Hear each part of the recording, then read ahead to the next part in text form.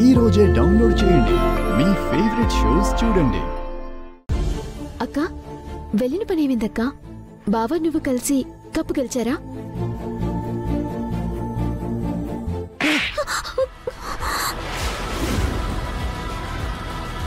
శివరాం, ఈ ఇంట్లో నుంచి తల దించుకుని బయటికి వెళ్లిన వాళ్ళు తల ఎత్తుకుని మళ్ళీ ఇంట్లోకి రావాల్సిన ఏర్పాట్లని చూడు.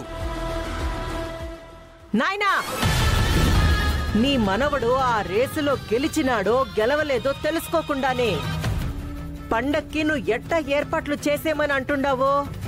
అనవసరంగా పద్దు మీద చేయి చేసుకోవడం ఇవన్నీ చూస్తుంటేనే అర్థమైపోయింది అఖిల. అక్కడ నా మనవడు విక్టరీ కొట్టేశాడని.